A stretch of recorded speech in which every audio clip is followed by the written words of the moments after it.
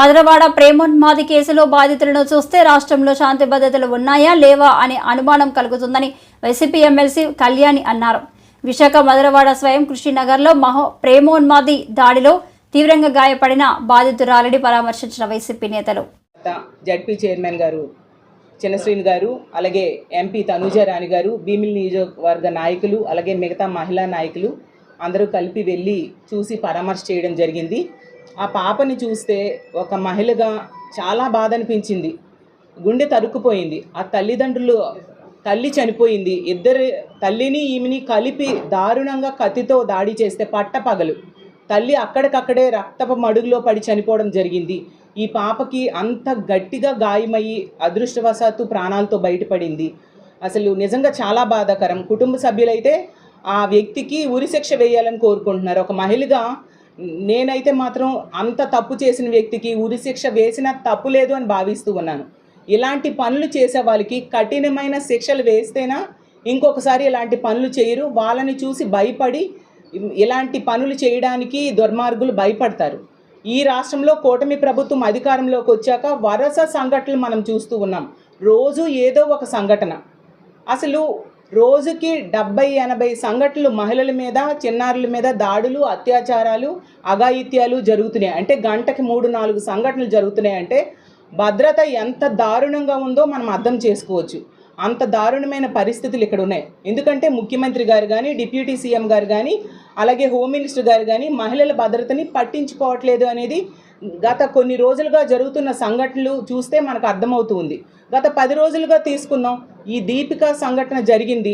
ఆ తర్వాత రోజే తీసుకుంటే కంచరపాలెం, ఇదే విశాఖపట్నం, హోమ్ మినిస్టర్ గారు నివాసం ఉంటున్న జిల్లా.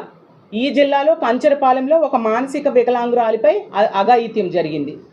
అలాగే అప్పు గారి ప్రాంతంలో మనం చూసాం, ఒక మైనర్ బాలిక మీద అఘాయిత్యం, అత్యాచారం చేయడం జరిగింది. అలాగే చంద్రబాబు నాయుడు గారి నియోజకవర్గం కుప్పంలో గిడ్డగానిపేంట గ్రామంలో టీడీపీ కార్యకర్తే ఒక మైనర్ బాలిక మీద లైంగిక దాడి చేస్తే ఎంత ఘోరం అంటే శీలానికి ₹1,00,000 వెలకట్టడం జరిగింది. సాక్షాత్తు ముఖ్యమంత్రి గారి సొంత నియోజకవర్గంలో మహిళల మాన ప్రాణాల పరిస్థితి ఎంత ఘోరంగా ఉంటే, ఎంత గతి పడితే ఇంక ఏమనుకోవాలి చెప్పండి. అలాగే హోమ్ మినిస్టర్ ఇన్ఛార్జ్గా ఉన్న జిల్లా విజయనగరం జిల్లా గరివిడి మండలంలో మనం చూసాం. ఇలాగే ఒక అమ్మాయి మీద దాడి చేయడం జరిగింది. మా చిన్నశ్రీని గారు మొన్ననే వెళ్ళి పరామర్శ చేయడం జరిగింది. అలాగే తీసుకుంటే అదే విజయనగరం జిల్లా, ఇదే హోమ్ మినిస్టర్ గారు ఇన్ఛార్జ్గా ఉన్న విజయనగరం జిల్లా ఎల్కోట మండలంలో 4 సంవత్సరాల చిన్నారి మీద అత్యాచారం. అంటే ఎన్ని సంఘటనలు వింటాం. అలాగే సత్తెనపల్లి నియోజకవర్గంలో ఒక అంగన్వాడీ టీచర్ని టీడీపీ కార్యకర్తే లైంగిక వేధింపులు, కోరిక తీరిస్తే ఉద్యోగం కంటిన్యూ చేస్తాం, లేదంటే ఉద్యోగం పీకేస్తాం అంటూ లైంగిక వేధింపులు. ఇన్ని జరుగుతుంటే ప్రభుత్వం ఏం చేస్తుంది? కళ్ళు మూసుకుంటుందా? దీని మీద ఏం సమీక్ష చేయరా? చంద్రబాబు నాయుడు గారు ఒక్క సమీక్ష చేశారా? ఇన్ని సంఘటనలు జరుగుతున్నాయి.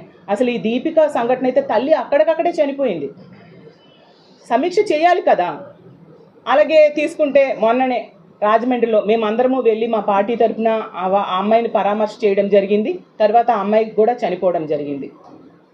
ఆత్మహత్య చేసుకుని ఒక టీడీపీ నాయకుడి వేధింపుల వలన. ఎంత దారుణంగా ఆమె సూసైడ్ నోట్ రాసి మరి ప్రతి అక్షరంలో కూడా అతను ఏ విధంగా వేధించాడు, ఏ విధంగా కొట్టేవాడు రాసి నా ఆత్మహత్య కారణం అతనే అని చెప్పి ఆత్మహత్య చేసుకోవడం జరిగింది. ఆ నాగాంజలి అనే అమ్మాయి 13 రోజులు ఆమె ప్రాణాలతో ఉంది. ఆ రాజమండ్రి మీదుగా హోమ్ మినిస్టర్ గారు ఎన్నోసార్లు తిరుగుంటారు, కానీ కనీసం వెళ్ళి పరామర్శ చేయడం లేదు. ఇప్పుడేమో ఆమె చనిపోయాక డిప్యూటీ సీఎం గారేమో శ్రద్ధాంజలి ఘటించారట. ఎవరికి కావాలి శ్రద్ధాంజలి? ఆమె బ్రతుకున్నప్పుడు వైద్యం ఏ విధంగా అందుతుంది అని ఒక్క ఎంక్వైరీ చేశారా? చంద్రబాబు నాయుడు గారు అయితే అసలు పట్టించుకున్న దాఖలాలే లేవు. మీరు ఏం చేస్తున్నారు? ఎటువంటి చర్యలు తీసుకుంటూ ఉన్నారు? అలాగే డిప్యూటీ సీఎం గారు అయితే తాట తీస్తాము, ఆడపిల్లల మీద కన్నెత్తి చూస్తే ఆడపిల్లల మీద ఎవరైనా చేయేస్తే అన్నారు. ఇన్ని సంఘటనలు జరుగుతున్నాయి కదా, మరి ఎవరి తాట తీశారు పవన్ కళ్యాణ్ గారు నేను అడుగుతున్నాను. హోమ్ మినిస్టర్ గారు అయితే నేను ఆడబిడ్డనే, నాకు ఒక ఆడబిడ్డ ఉంది అనేసి స్టేట్మెంట్స్ ఇస్తారు. ఎవరికి కావాలి ఆ స్టేట్మెంట్స్? మరి ఎంతమంది ఆడబిడ్డలకు అన్యాయం జరుగుతుందే. ఆవిడ అన్నారు కూటమి ప్రభుత్వం అధికారంలోకి వచ్చింది, ఆడబిడ్డలు ప్రశాంతంగా నిద్రపోవచ్చు అని. ఎక్కడ ఆడబిడ్డలు ప్రశాంతంగా నిద్రపోతున్నారు హోమ్ మినిస్టర్ గారు? మీరు నివాసం ఉంటున్న విశాఖ జిల్లాలో, అలాగే మీరు ఇన్ఛార్జ్గా ఉంటున్న విజయనగరం జిల్లాలో కూడా ఇన్ని సంఘటనలు జరుగుతున్నాయి. మీరు ఏమి చర్యలు తీసుకున్నారని అడుగుతున్నాను. వీటన్నిటికీ కారణం మద్యము, గంజాయి, డ్రగ్స్ అయితే గతంలో ఈ రాష్ట్రంలో ఎప్పుడూ లేనట్టుగా విచ్చలవిడిగా దొరుకుతూ ఉండే పరిస్థితి. సాక్షాత్తు ముఖ్యమంత్రి గారు నివాసం ఉంటున్న ప్రాంతంలో మంగళగిరి నియోజకవర్గంలో మొన్ననే డ్రగ్స్ పట్టుకోవడం జరిగింది. 2 నెలలు క్రితం తీసుకుంటే అదే జిల్లాలో గుంటూరులో డ్రగ్స్ పట్టుకోవడం జరిగింది. అలాగే గంజాయిని 100 రోజుల్లో రూపుమాపుతామని చెప్పారు. ఎక్కడ రూపుమాపారు? విచ్చలవిడిగా ఈ విశాఖపట్నం నుంచే రవాణా జరుగుతూ ఉంది. హోమ్ మినిస్టర్ గారి సొంత నియోజకవర్గం మీదుగానే గంజాయి రవాణా జరుగుతూ ఉంది. మొన్ననే అరకులో ఒక వెహికల్ బోల్తా పడితే గంజాయి దొరికింది. అంటే పోలీసులు వాళ్ళంతటి వాళ్ళు పట్టుకోరా? ఇలా యాక్సిడెంట్స్ జరిగితే గంజాయిలు గట్ట బయటపడాలి, అప్పుడు అరెస్ట్ చేస్తారా? పోలీసులు ఎంతసేపు రెడ్ బుక్ రాజ్యాంగం ఏ విధంగా అమలు చేయాలన్న దాని మీదే దృష్టి పెడుతున్నారు తప్ప ఎక్కడా కూడా మహిళల మాన ప్రాణాల రక్షణకి ఉపయోగించట్లేదు అనే విషయం క్లియర్గా అర్థమవుతుంది. అసలు మొన్ననే మార్చి 30న రిపోర్టు చెప్పారు ఏంటంటే మద్యం అమ్మకాలు గత ఏడాది కంటే ఈ ఏడాది 9.1% పెరిగాయి అనేసి. అంటే ఎంతగా మద్యం విచ్చలవిడిగా దొరుకుతుంది, బెల్ షాప్స్, ఓపెన్ బార్స్ పెట్టి వీళ్ళు అమ్ముతున్నారు అనేది మనం అర్థం చేసుకోవచ్చు. గత ఏడాది తీసుకుంటే 4,55,00,000 కేసులు లిక్కరు, బీర్స్ అమ్మకాలు జరిగితే ఈ కూటమి ప్రభుత్వం అధికారంలోకి వచ్చిన ఇవాళ ఇలాంటివన్నింటినీ కూడా ఆపాల్సిన పరిస్థితి ఈ ప్రభుత్వానికి ఉందని చెప్పి మరొకసారి తెలియజేస్తూ, మరి ఈ కుటుంబం ఏదైతే తను ఇవాళ కుటుంబం మీద ఒక పేద కుటుంబం ఇవాళ శ్రీకాకుళం జిల్లా రేగడాంలో దేవదల అనే గ్రామం నుంచి వచ్చి ఇక్కడ బతకడానికి మధురవాడ వచ్చి ఇక్కడ బతుకు జీవనం సాగిస్తూ ఉంటే ఇలాంటి పిల్లల మీద ఇవాళ దాడికి లైంగిక దురదృష్టకరం.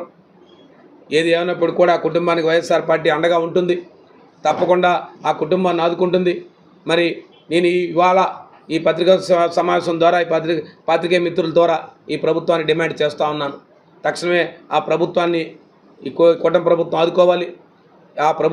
ఆ కుటుంబానికి తక్షణమే తనకి ఏదైనా ప్రభుత్వ ఉద్యోగం ఇవ్వాలి.